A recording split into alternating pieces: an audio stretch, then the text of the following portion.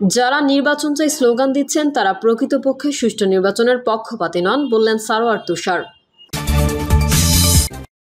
রুটি খাও নইলে বুলেট তো আছেই, মোদির হুঙ্কার পাকিস্তানকে।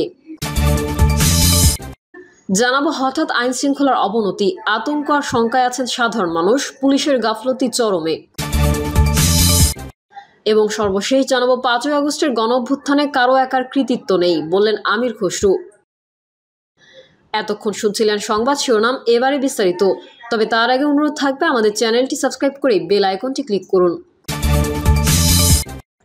যারা নির্বাচন চাই স্লোগান দিচ্ছেন তারা প্রকৃতপক্ষে সুষ্ঠু নির্বাচনের পক্ষপাতী নন, বললেন সারোয়ার তুষার। যারা আজ নির্বাচন চাই বলে স্লোগান দিচ্ছেন তাদের অনেকেই প্রকৃতপক্ষে সুষ্ঠু নির্বাচনের পক্ষপাতী নন। তারা নির্বাচনকে কেবলমাত্র ক্ষমতায় যাওয়ার সিঁড়ি হিসেবে ব্যবহার করতে চান বলে মন্তব্য করেছেন জাতীয় নাগরিক পার্টির যুগ্ম আহ্বায়ক সারোয়ার তুষার। সারোয়ার তুষার বলেন, আগামী নির্বাচন হতে হবে সংস্কারের ভিত্তিতেই। নির্বাচন শেষ করে তারপর সংস্কার করবেন এটা হবে না। আপনি যখনই নির্বাচন চান করুন, কিন্তু তার আগে সংস্কার করতে হবে, কারণ এই সংস্কারই আগামী নির্বাচনের বৈধতার ভিত্তি। যদি সত্যি একটি অবাধ, সুষ্ঠু ও অংশগ্রহণমূলক নির্বাচন চান, তবে সংস্কার ছাড়া সেটা সম্ভব নয়।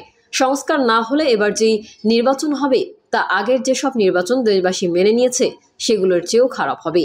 তিনি বলেন, আজ যারা নির্বাচন চাই বলে স্লোগান দিচ্ছেন তাদের অনেকেই প্রকৃতপক্ষে সুষ্ঠু নির্বাচনের পক্ষপাতী নন। তারা নির্বাচনকে কেবলমাত্র ক্ষমতায় যাওয়ার সিঁড়ি হিসেবে ব্যবহার করতে চান। যারা মৌলিক সংস্কারের কথা বলছেন তারাই আসলে বাংলাদেশের সুষ্ঠু নির্বাচনের পক্ষে, অর্থাৎ এনসিপি সহ এখানে অন্যান্য রাজনৈতিক দলের নেতারা যারা আছেন, যারা মৌলিক সংস্কারের প্রশ্নে নিজেদের ঐক্যমত্য প্রদর্শন করেছেন, তারা আসলে বাংলাদেশের সুষ্ঠু নির্বাচন চান। এমন না যে সুষ্ঠু নির্বাচন হলে তারাই ক্ষমতায় যাবে, কিন্তু দেশের শান্তির জন্যই তারা সুষ্ঠু নির্বাচনের কথাটা বলেছেন। রুটি খাও নইলে বুলেট তো আছেই, মোদির হুঙ্কার পাকিস্তানকে। দীর্ঘদিনের উত্তেজনা, পাল্টা হামলা ও সীমান্ত সংঘাতের পর ভারত ও পাকিস্তান সাময়িক যুদ্ধবিরতিতে পৌঁছেছে। সামরিক দিক থেকে শান্তিপূর্ণ পরিস্থিতি বজায় থাকলেও রাজনৈতিকভাবে উত্তাপ এখনও ঠান্ডা হয়নি। এই প্রেক্ষাপটে ভারতের প্রধানমন্ত্রী নরেন্দ্র মোদীর সাম্প্রতিক বক্তব্য নতুন করে চাঞ্চল্য সৃষ্টি করেছে। তিনি পাকিস্তানের জনগণকে সরাসরি বার্তা দিয়ে বলেন, রুটি খাও নইলে আমার বুলেট তো আছেই। প্রসঙ্গত, মঙ্গলবার গুজরাটের ভুজে এক নির্বাচনী জনসভায় প্রধানমন্ত্রী মোদী পাকিস্তানের জনগণ ও তরুণদের উদ্দেশ্যে বলেন, সন্ত্রাসবাদ থেকে কি পেয়েছেন আপনারা? তিনি তুলনা করে বলেন, ভারত এখন বিশ্বের 4র্থ বৃহত্তম অর্থনীতি হয়ে উঠেছে, অথচ পাকিস্তান আজ কোথায়? মোদী দাবি করেন, পাকিস্তান যদি সন্ত্রাসবাদের রোগ থেকে নিজেকে মুক্ত করতে চায় তাহলে তার জনগণকে এগিয়ে আসতে হবে। এরপর তরুণদের উদ্দেশ্যে তিনি বলেন, তোমরা শান্তিতে বাঁচো, পেট ভরে রুটি খাও, না খেতে চাইলে আমার গুলিও কিন্তু প্রস্তুত আছে। এর আগে গুজরাটের দাহোদে আরেক জনসভায় মোদী সাম্প্রতিক অপারেশন সিন্দুরের কথা উল্লেখ করে বলেন, যারা আমাদের নারীদের সিঁদুর মুছে দিতে চায় তাদের অস্তিত্ব নিশ্চিহ্ন হয়ে যাবে। তিনি এটিকে শুধু একটি সামরিক অভিযান নয়, বরং ভারতীয় আবেগ ও সংস্কৃতির প্রতিফলন বলে উল্লেখ করেন। এই বক্তব্যে মোদীর যুদ্ধাংদেহী ভঙ্গি আবারও স্পষ্ট হলো, যা একদিকে জাতীয়তাবাদী আবেগ উস্কে দিচ্ছে, অন্যদিকে দক্ষিণ এশিয়ার শান্তির সম্ভাবনাকে আরও কঠিন করে তুলছে। দুই দেশের মধ্যে শান্তি ও স্থিতিশীলতা নিশ্চিত করতে হলে কূটনৈতিক সংলাপ ও জনগণের ভূমিকা গুরুত্বপূর্ণ হয়ে উঠছে, যা হয়তো মোদীর কথার আড়ালেও কিছুটা প্রতিফলন হয়েছে। হঠাৎ আইন শৃঙ্খলার অবনতি, আতঙ্ক আর শঙ্কায় আছেন সাধারণ মানুষ, পুলিশের গাফলতি চরমে। রাজধানী ঢাকা সহ সারা দেশের আইন শৃঙ্খলা পরিস্থিতির অবনতি ঘটেছে। যেসব চলছে তা অব্যাহত থাকলে সামনের পরিস্থিতি আরও অবনতি হবে বলে আশঙ্কা করছেন আইন প্রয়োগকারী সংস্থার কর্মকর্তারাই। তারা জানান, বেশ কিছু কারণে আশঙ্কা বাড়ছে।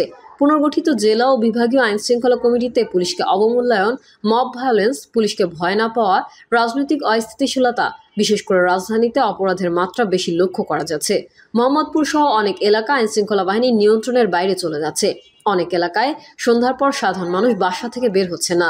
বিশেষ করে রাজধানীতে অপরাধের মাত্রা অনেক লক্ষ্য করা যাচ্ছে। মোহাম্মদপুর সহ অনেক এলাকায় আইন শৃঙ্খলার লাগাম টানা যাচ্ছে না। অনেক এলাকায় সন্ধ্যার পর সাধারণ মানুষ বাসা থেকে বের হচ্ছেন না। রাজধানীর অন্য এলাকাগুলোর জননিরাপত্তাও হুমকির মুখে। ভুক্তভোগীরা বলছেন, অপরাধের তাৎক্ষণিক প্রতিকার চেয়ে তারা কোনো সুফল পাচ্ছেন না। আগের ধারায় চলে গেছে তাদের রুটিন কাজ, যে কারণে অপরাধীদের বিষয়ে তাদের কাছে আগাম তথ্য নেই আইন শৃঙ্খলা পরিস্থিতির উন্নতিকল্পে গোছানো পরিকল্পনা। খেসারত দিতে হচ্ছে নাগরিকদের।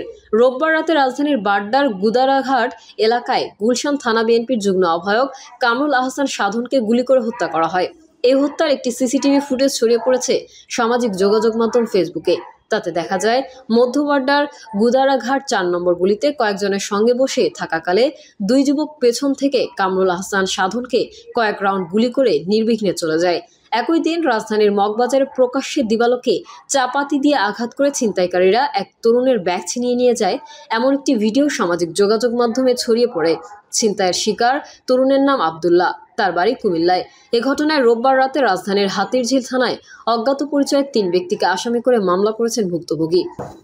এর আগে গত ১৯ মে রাতে ঢাকায় সাভার থানাধীন ব্যাংক কলোনি এলাকায় শহীদ ইয়ামিন চত্বরের সামনে প্রকাশ্যে গুলি করে শাহিন নামের এক যুবককে হত্যা করে দুর্বৃত্তরা। গত ১৮ মে রাতে রাজধানীর নিউ মার্কেট থানাধীন সেন্ট্রাল রোডে এক যুবককে প্রকাশ্যে কোপানোর ২ মিনিট ৬ সেকেন্ডের এক ভিডিও ভাইরাল হয় সামাজিক যোগাযোগ মাধ্যমে। সেখানে দেখা যায় সড়কের পাশে পাশাপাশি দাঁড়িয়ে আছে দুই যুবক। হঠাৎ মোটরসাইকেলে আরও দুই যুবক এসে দাঁড়ালেন তাদের সামনে। মোটরসাইকেল স্ট্যান্ড করে মুহূর্তেই ৩ যুবক মিলে দাঁড়িয়ে থাকা এক যুবককে মারধর করে মাটিতে ফেলে চাকু দিয়ে উপর্যুপত্য কোপাতে থাকে। কিছু সময় পর যখন নিস্তেজ হয়ে পড়েন ওই যুবক, তখন মোটরসাইকেলে সটকে পড়েন হামলাকারী ৩ যুবক।